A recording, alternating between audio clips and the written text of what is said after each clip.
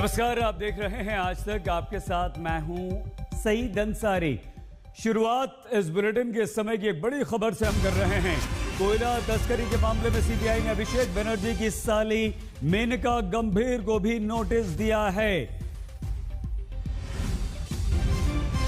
मेनका गंभीर को सोमवार को सीबीआई के सामने पेश होना है। कोयला तस्करी के मामले में अभिषेक बनर्जी की पत्नी के बाद अब उनकी बहन यानी कि अभिषेक बनर्जी की साली मेनका गंभीर को यह नोटिस दिया गया है। तो अब और बुरी तरह से यहां पर टीएमसी पर सवाल बीजेपी उठाएगी कि परिवार में ये लोग, बहुत करीबी लोग कर रहे हैं भ्रष्टाचार।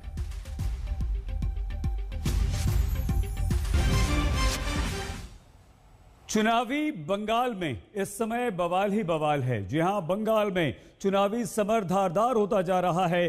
कल प्रधानमंत्री नरेंद्र मोदी को बंगाल जाना है, मगर प्रधानमंत्री मोदी के बंगाल दौरे से पहले ही आज बंगाल का राजनीतिक तापमान काफी ऊंचा है, चढ़ गया है, क्योंकि सीबीआई की टीम कोयला घोटाले के मामले में ममता बनर्जी के भतीजे अभिषेक बनर्जी के घर पहुंच चुकी है। सीबीआई का अभिषेक के घर पहुंचना ही था कि बंगाल की राजनीति धधक उठी है।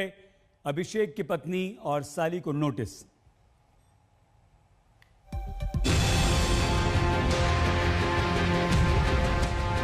टीएमसी का एक ही नारा है, भतीजा बढ़ाओ। भतीजे के कल्याण के अलावे टीएमसी के मन में और कोई कल्याण नहीं।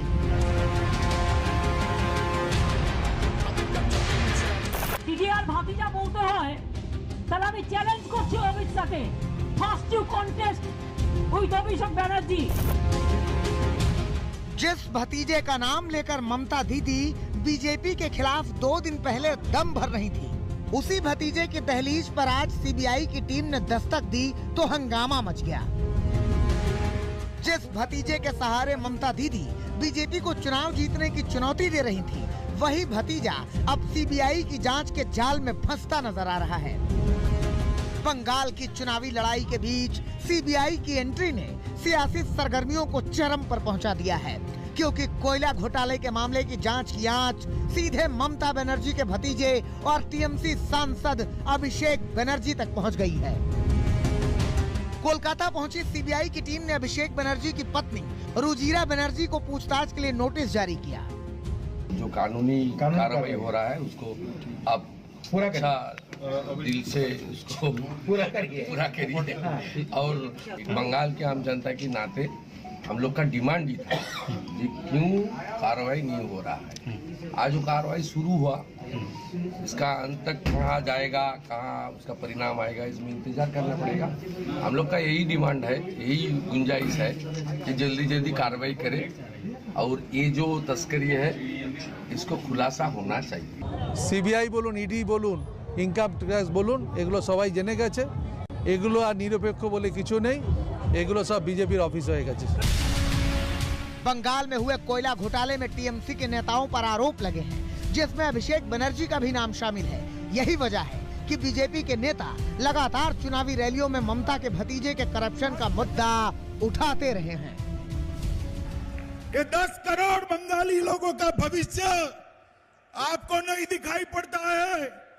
ये करोड़ों युवाओं का भविष्य आपको नहीं दिखाई पड़ता है। आपकी नजर में अपना भतीजा है, कब इसको मुख्यमंत्री बना दे, कब इसको मुख्यमंत्री बना दे। मैं पूछने आया हूं बंगाल के युवाओं को, क्या दोष है आपका? क्यों विकास बंगाल में नहीं हो रहा है? कोयला घोटाले के मामले में कल ही सीबीआई की टीम ने बंगाल में 13 जगहों पर छापेमारी की थी और इस छापेमारी के ठीक बाद अभिषेक बनर्जी जांच की जद में आ गए। बीजेपी आरोप लगाती रही है कि टीएमसी की शह पर कोयला घोटाले में ब्लैक मनी को शेल कंपनियों के जरिए व्हाइट में बदला गया, जिसका सबसे ज्यादा फायदा अभिषेक बनर्जी को हुआ। ममता बनर्जी और अभिषेक बनर्जी इन आरोपों को बीजेपी की साजिश बताते रहे हैं। আমি তো বলেছি আমার পিছনে ইডি সিবিআই লাগাতে হবে না, আমি এই মাটির সন্তান। যারা ইডি সিবিআই এর ভয়ে বিজেপিতে যাচ্ছে আর আমাকেও চমকাচ্ছ ইডি সিবিআই দিয়ে যে বিজেপিতে যাবে, আমার গলা কেটে দিলেও জয় বাংলা বেরোবে, মমতা ব্যানার্জি জিন্দাবাদ বেরোবে। আর আমার বিরুদ্ধে যদি এতটুকু কোনো রকম কোনো প্রমাণ তোমাদের কাছে থাকে যে আমার কোনো কার্যকলাপের জন্য বাংলা মায়ের নাম কুলসিত বা কালিমা লিপ্ত হয়েছে, আমাকে ইডি সিবিআই দিয়ে চমকাতে ধমকাতে হবে না। আমি বলেছি, আবার বলে যাচ্ছি, অন রেকর্ড ক্যামেরার সামনে দাঁড়িয়ে একটা ফাঁসির মঞ্চ করবে, আমি গিয়ে মৃত্যুবরণ করব। पत्नी को सीबीआई के नोटिस के बाद भी अभिषेक ने ट्वीट किया और कहा कि हम इससे डरने वाले नहीं हैं। बड़ी बात यह भी है कि सीबीआई का यह एक्शन मानहानि केस में अमित शाह को मिले समन की तारीख से ठीक एक दिन पहले हुआ और ये केस भी अभिषेक बनर्जी की ओर से ही किया गया है। ऐसे में सीबीआई की इस कार्रवाई के बीच बंगाल का सियासी तापमान बढ़ना तय है। मनीष पांडे के साथ अनुपम मिश्रा, कोलकाता, आज तक। तो ममता के भतीजे की पत्नी और साली दोनों को सीबीआई ने नोटिस दे दिया है। अभिषेक पर सीबीआई का शिकंजा कस गया है। तो बंगाल की राजनीति के शोले धधक उठे हैं। टीएमसी ने इसे राजनीतिक कार्रवाई का, तो बीजेपी ने टीएमसी पर ताबड़तोड़ हमले कर दिए हैं। इसी लड़ाई के मद्देनजर हमने बंगाल में बीजेपी के चुनाव प्रभारी कैलाश विजयवर्गीय से अब से कुछ देर पहले बात की। कैलाश विजयवर्गीय ने टीएमसी पर, अभिषेक और उनके परिवार पर बेहद गंभीर आरोप लगाए।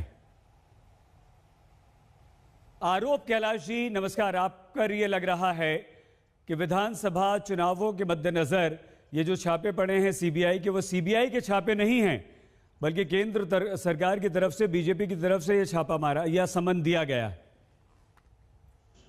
देखिए, सीबीआई एक ऐसी संस्था है, इंडिपेंडेंट संस्था है, जिसकी इन्वेस्टिगेशन की बात सारी दुनिया में मानी जाती है। मैं समझता हूँ कि कोई लालबाग का थाना थोड़ी है कि किसी को भी पकड़कर 302 में बंद कर दिया, किसी को के ऊपर भी एनडीपीएस लगा दी, अभिषेक के कहने पर, ममता जी के कहने पर। आखिर सीबीआई है, और सीबीआई जैसी संस्था यदि मुख्यमंत्री के परिवार के घर में नोटिस दे रही है, इसका मतलब उनके पास पर्याप्त सबूत होना चाहिए। और इसलिए ऐसी बात करना मैं समझता हूँ कि नादानी वाली बात है, ये बिल्कुल नासमझी वाली बात है। और इस प्रकार की बात करना मैं समझता हूं कि एक संस्था को बदनाम करने जैसी बात है। जहां तक चुनाव का सवाल है, चुनाव अपनी जगह है। अब सीबीआई ने अगर कोई जांच करने के बाद उनको नोटिस दिया है, तो ये सीबीआई को ये तो नहीं देखेगी कि चुनाव है अभी नहीं देना चाहिए। जब उनको तथ्य मिलेंगे, जब उन्होंने नोटिस दिए, इसलिए इस प्रकार की नहीं करें तो ज्यादा अच्छा। ठीक है कैलाश जी, आप ये तो मानेंगे कि जिस तरह से बंगाल में आप लोगों ने एक आक्रामक रुख अपनाया है बंगाल विधानसभा चुनावों के लिए, लगातार आपके बीजेपी अध्यक्ष दौरा कर रहे हैं, गृह मंत्री दौरा कर रहे हैं, आप तो लगातार वहीं पर हैं, तो आपको नहीं लगता है कि चुनाव में कुछ ना कुछ फायदा इसका आपको जरूर मिल जाएगा? देखिए, चुनाव का फायदा और नुकसान की बात तो छोड़िए सईद भाई। आज की तारीख में अगर चुनाव होते तो हम सरकार बना चुके हैं, क्योंकि बंगाल की जनता ने तय कर लिया है कि ममता जी को हटाना और भारतीय जनता पार्टी को लाना। पर ये एक इंसिडेंस ऐसा हो गया जिसको लेकर ये आरोप लग रहे हैं कि केंद्र सरकार का, केंद्र सरकार का इससे कुछ लेना देना ही नहीं। ये जांच आज की नहीं है, मैं सिर्फ आपको बता रहा हूँ और आपके चैनल को बता रहा हूँ कि 6 महीने पहले इनकी पार्टी के लोगों ने मुझे कागजात दिए थे। वो कागजात मैंने सीबीआई में भी सबमिट किए और उसके बाद सीबीआई ने जांच की। जांच करने के बाद ठीक है कैलाश जी, आप विसल ब्लोअर के तौर पर अपने आप को यहाँ पर पेश कर रहे हैं, कागजात आपने दिए। आप ये तो बताइए कि उस कागजात में रुचिरा नरूला बनर्जी, क्या वो सिर्फ हैं अकेली, उनका नाम है, उनका इन्वॉल्वमेंट किस तरह का है, और क्या परिवार का कोई और सदस्य इसमें शामिल है? देखिए, मेरे पास जो जानकारी है कि अभिषेक जी के ससुराल के लोग इसमें इन्वॉल्व हैं और कई आईएएस और आईपीएस और पुलिस अधिकारी भी इसमें इन्वॉल्व हैं। तो विनय मिश्रा इनके बहुत करीबी मित्र थे। मेरे पास पूरी एयरलाइंस के टिकट्स की कॉपी है जिसमें विनय मिश्रा, अभिषेक जी सपरिवार यात्रा करते हैं, विदेश में जाते हैं, किस होटल में रहते हैं, ये भी मेरे पास कागजात हैं। मैं किसी की व्यक्तिगत जिंदगी को सार्वजनिक नहीं करना चाहता, पर मैं सिर्फ इतना बताना चाहता हूँ कि विनय मिश्रा और अभिषेक जी के बहुत अच्छे संबंध थे और विनय मिश्रा फरार है। और मेरी जानकारी के अनुसार विनय मिश्रा ने और उनके भाई हैं जो पुलिस के अधिकारी हैं, उन्होंने मिलकर काफी पैसा कोयला से इकट्ठा करके और इनके परिवार के खातों में डलवाया है। ये मेरे पास जानकारी 6 महीने पहले टीएमसी के लोगों ने दी थी।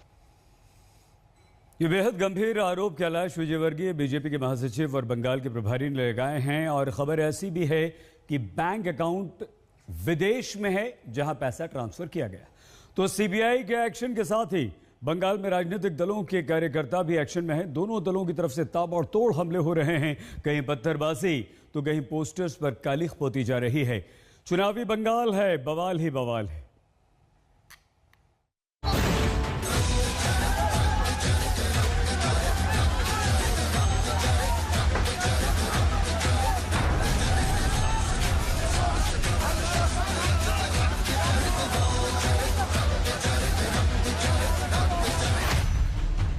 बंगाल के चुनाव का रक्त चरित्र है ये। कहीं पत्थर चल रहे हैं, कहीं बम चल रहे हैं, कहीं गोली चल रही है और कहीं उपद्रवियों की टोली चल रही है। हत्या, उपद्रव, बवाल ही बवाल है। ये चुनावी बंगाल है। गजब की अफरा तफरी है। कोई किसी का सर फोड़ देने पर उतारू है, कोई किसी का हाथ तोड़ देना चाहता है। पत्थरों की बरसात है। ये भी बंगाल की चुनावी बिसात है। बशीरहाट में हो रही है ये पत्थरबाजी। यहाँ बीजेपी का कार्यक्रम था, कार्यक्रम चल ही रहा था कि अचानक पत्थरबाजी शुरू हुई। पत्थरबाजी शुरू हुई तो भगदड़ मच गई। बीजेपी का आरोप है कि ये पत्थरबाजी टीएमसी के कार्यकर्ताओं ने की है। तृणमूल जानते हैं कि इस चुनाव में तृणमूल के लिए कोई भविष्य बचा नहीं है, तो इसीलिए भारतीय जनता पार्टी जो एक लोकतांत्रिक परिसर के अंदर अपने ये परिवर्तन यात्रा निकाला है, उसका ऊपर लोग बम फेंक रहे हैं, गाड़ी तोड़ रहे हैं, कार्यकर्ता को पीट रहे हैं। बशीरहाट में पत्थरबाजी के साथ ही उत्तर 24 परगना के बैरकपुर में ये स्याही वाला कांड हो गया। 23 फरवरी को यहाँ बीजेपी की रथ यात्रा निकलनी है, लेकिन उसके पहले ही बीजेपी नेताओं के पोस्टर पर स्याही पोत दी गई। তারা রাতের অন্ধকারে আমাদের সাংগঠনিক জেলার যিনি সভাপতি সম্মানীয় রবীন্দ্রনাথ ভট্টাচার্যের ছবিতে কালি দিয়ে লেপন করে দিয়েছে এবং এমএলএ সাহেব যিনি আছেন সুনীল সিংয়ের ছবিতে কালিমা লেপন করেছে।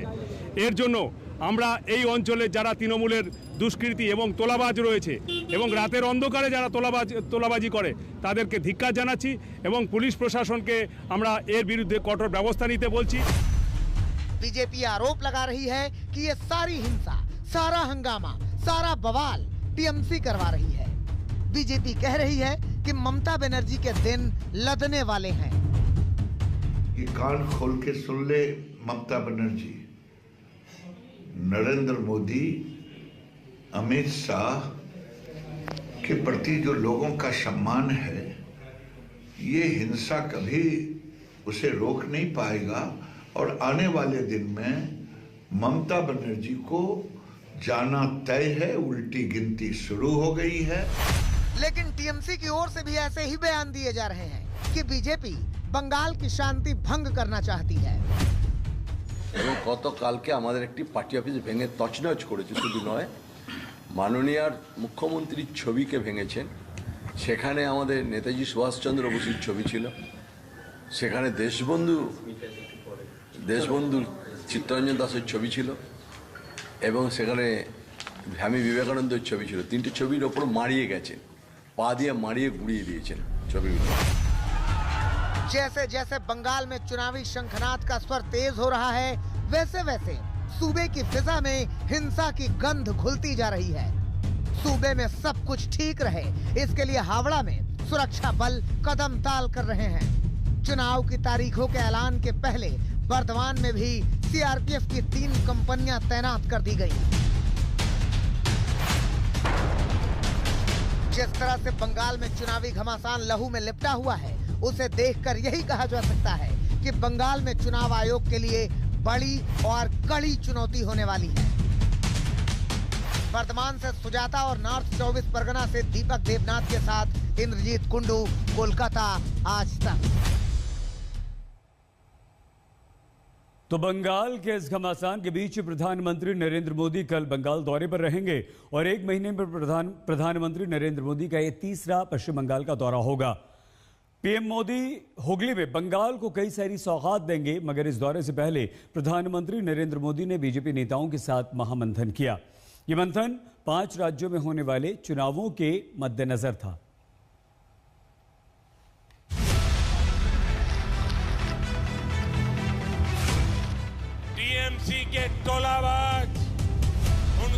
सिंडिकेट अब कुछ दिन के ही मेहमान है। इस बार परिवर्तन होके रहेगा। 5 राज्यों में चुनाव के पहले बीजेपी के महामंथन की तस्वीरें हैं ये महामंथन इसलिए है ताकि 5 राज्यों में बीजेपी के हिस्से जीत का अमृत निकले। प्रधानमंत्री नरेंद्र मोदी ने आज बीजेपी नेताओं के साथ बैठक की। इस बैठक का यही मजमून रहा कि आने वाले विधानसभा चुनावों में बीजेपी कैसे विजय हासिल करे। वैसे गृह मंत्री अमित शाह और प्रधानमंत्री नरेंद्र मोदी की अगुवाई में बीजेपी बंगाल में आक्रामक तरीके से प्रचार में लगी हुई है। पश्चिम बंगाल का विकास तेज गति से करने के लिए यहां भी डबल इंजन की सरकार आवश्यक है।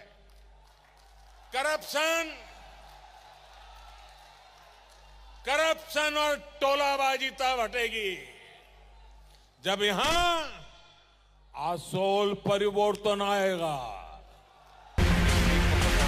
इसी कड़ी में 1 महीने में तीसरी बार कल प्रधानमंत्री नरेंद्र मोदी बंगाल पहुंचेंगे। पीएम मोदी मेट्रो के एक्सटेंशन को हरी झंडी दिखाएंगे। ये मेट्रो लाइन काली घाट और दक्षिणेश्वर के 2 विश्व प्रसिद्ध काली मंदिरों को जोड़ेगी। 4.1 किलोमीटर लंबा ये मेट्रो एक्सटेंशन केंद्र सरकार के 464 करोड़ रुपए के खर्च के अनुदान से तैयार हुआ है। पीएम हुगली में रेल परियोजना की भी शुरुआत करेंगे। हुगली में पीएम के कार्यक्रम को लेकर तैयारी तेज है। ये वही मशहूर डनलप टायर फैक्ट्री ग्राउंड है जहां पीएम लोगों को संबोधित करेंगे। इस वक्त हम लोग हुगली जिले के डनलप फैक्ट्री ग्राउंड में हैं, जहां पर 22 फरवरी को प्रधानमंत्री जनसभा करने वाले हैं। जनसभा करने के लिए जो मंच तैयार किया जा रहा है वो मेरे सामने है। यहां पर इस वक्त तैयारियां हो रही हैं और इसी के ठीक पीछे एक मंच बनाया जा रहा है जहां से सरकारी परियोजनाओं का उद्घाटन करेंगे प्रधानमंत्री। कल पीएम मोदी इसी मैदान में जनसभा करेंगे तो 24 फरवरी को इसी मैदान में ममता बनर्जी की भी सभा होनी है। सुनिए यहाँ के लोग क्या कहते हैं। दोनों से ही उम्मीद है कोई ना कोई कुछ तो करेगा, इसके बारे में सोचेगा। अब ये भी आ रहे हैं, ममता जी भी आ रही हैं, तो हो सके कुछ ना कुछ करें वो लोग। हम लोग यही आशा ही रखे हैं उन लोगों से। हो भाग्य हमारे द्वार मोदी जी पधारे। बहुत इच्छा थी इनको सामने से देखने की, आज कल वो भी इच्छा पूरी हो जाएगी। हुगली चुनावी समर देखने के लिए तैयार है, साथ ही तैयार है बीजेपी। प्रधानमंत्री नरेंद्र मोदी समेत पूरी बीजेपी ने बंगाल में पूरा दमखम लगा दिया है। चारों ओर से यही हुंकार है कि अब की बार बंगाल में बीजेपी का कमल जरूर खिलेगा। बंगाल की जनता को भी भरोसा है कि भारतीय जनता पार्टी पूर्ण बहुमत की सरकार बनाएगी और परिवर्तन करेगी। ये बहुत बड़ा अंतर है। जनता के मन में पिछली बार एक शंका थी, जब मैं कहता था 20 सीटें जीतेंगे, तो ऑडियंस में से काफी लोग ऐसे दिखते कहां से आए हैं भाई, मतलब मैं कहां से आया। अब मैं कहता हूं कि 200 सीट, तो अब ऐसे देखते 200 क्यों बोल रहे हैं, ज्यादा आएगी। ये बहुत बड़ा परिवर्तन है। बीजेपी बंगाल की जीत के बीच में आने वाले सारे कील कांटों को दुरुस्त कर रही है, लेकिन ममता बनर्जी भी बीजेपी को रोकने के लिए दमदार तरीके से भिड़ी हुई हैं। बंगाल की बेटी वाला कार्ड चलकर उन्होंने इस लड़ाई को और धार दे दी है। देखना दिलचस्प होगा कि बंगाल का ये समर अभी कितने रंग दिखाएगा और आखिरकार बंगाल किसे जीत का स्वाद चखाएगा, किसे सत्ता तक पहुंचाएगा। कोलकाता से सूर्याग्नि रॉय और अनुपम मिश्रा के साथ आज तक ब्यूरो। कोलगेट के साथ चल रही हमारी पहल स्माइल हीरोज में अब हम आपको डॉक्टर मदन अयंगर की प्रेरणादायक कहानी दिखाएंगे। डॉक्टर मदन अयंगर बेंगलुरु के ऐसे कोरोना वॉरियर हैं जिन्होंने अपनी पेशेवर क्षमता का इस्तेमाल एक ऐसी मशीन को बनाने में किया जिसकी वजह से बड़े स्थानों पर कोरोना वायरस को फैलने से रोका जा सके। कैसे किया उन्होंने, देखिए। वैश्विक महामारी कोविड-19 के संकट को देखते हुए डॉक्टर मदन अयंगर ने निर्णय लिया कि उन्हें अपने ज्ञान का इस्तेमाल इस महामारी से लड़ने में करना चाहिए। जिस महामारी का वायरस पूरे देश को अपनी चपेट में ले रहा है, उन्होंने अपनी टीम के साथ अथक प्रयास और गहन शोध के बाद एक ऐसी मशीन बनाई जिसकी मदद से इस वायरस को फैलने से रोककर जिंदगियां बचाई जा सकें। I feel at this point of time I should contribute to the society by bringing this technology. And since I have the expertise, knowledge and the resources, this will help in bringing back people's life to normalcy. And if it is implemented across, I will be very happy. Doctor Iyengar की सकारात्मकता और प्रयोग धर्मिता इस चुनौती भरे वक्त में उम्मीद की एक किरण बनकर आई है। हम डॉक्टर मदन आयंगर जैसे लोगों के जज्बे को सलाम करते हैं। बहुत छोटा सा ब्रेक, होते हैं हाजिर, आप देखते रहिए आज तक।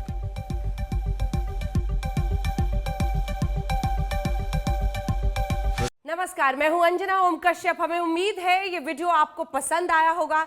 लेटेस्ट खबरों के लिए यूं ही देखते रहिए आज तक, और इस वीडियो के पसंद आने पर लाइक, शेयर एंड सब्सक्राइब करना ना भूलें।